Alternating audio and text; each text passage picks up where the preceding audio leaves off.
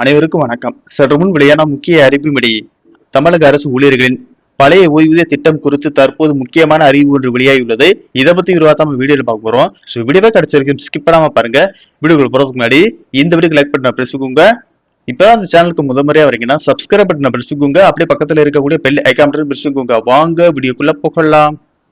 தமிழகத்தில் ஆட்சி மாற்றம் ஏற்பட்டதை தொடர்ந்து அரசு ஊழியர்கள் மற்றும் ஆசிரியர்கள் அனைவரும் தங்களின் நீண்டகால கனவான பழைய ஓய்வூதிய திட்டம் மீண்டும் நடைமுறைப்படும் என்று ஏகப்பட்ட எதிர்பார்ப்புடன் காத்திருந்தனர். முதன்மையான கோரிக்கையான பழைய ஓய்வூதிய திட்டம் உடனடியாக செயல்படுத்தப்படும் என்ற நம்பிக்கை அவர்களுக்கு முழுமையாக இருந்தது. ஆனால் தற்போது தாக்கல் செய்யப்பட்ட நிதிநிலை அறிக்கையில் அரசு ஊழியர்களுக்கான ஓய்வூதிய திட்டத்திற்கான நிதி ஒதுக்கீடு பெருமளவில் குறைக்கப்பட்டிருப்பதாக அதிர்ச்சி தகவல் வெளியாகியுள்ளது. இந்த விவகாரம் அரசு ஊழியர்கள் மத்தியில் கொந்தளிப்பை ஏற்படுத்தி வருகிறது.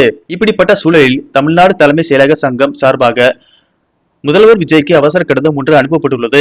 அந்த கடிதத்தில் நிதிநிலை அறிக்கையில் ஓய்வூதியத்திற்கான ஒதுக்கீடு ரூபாய் 14,000 கோடி அளவிற்கு அதிர்ச்சி அளிக்கும் வகையில் குறைக்கப்பட்டுள்ளது குறித்து சுட்டிக்காட்டப்பட்டுள்ளது. இது தொடர்பாக தலைமை செயலக சங்கம் தெரிவித்துள்ளதாவது: ஆட்சி மாற்றம் ஏற்பட்ட பின்னர் தமிழகத்தில் உள்ள அரசு ஊழியர்கள் ஆசிரியர்கள் அனைவரும் மீண்டும் பழைய ஓய்வூதிய திட்டம் தமிழக வெற்றி கழக அரசால் நடைமுறைப்படுத்தப்படும் என்று பெரும் எதிர்பார்ப்புடன் இருந்த வேளையில் நிதிநிலை அறிக்கையில் ஓய்வூதியதாரருக்கான ஒதுக்கீடு என்பது ரூபாய் 14,000 கோடி அளவிற்கு குறைக்கப்பட்டுள்ளது என்பது பேரதிர்ச்சியாக உள்ளது. இதற்கு தமிழ்நாடு தலைமை செயலக சங்கத்தின் சார்பாக கடுமையான ஆட்சேபனை இன்றை தெரிவித்துக் கொள்கிறோம்.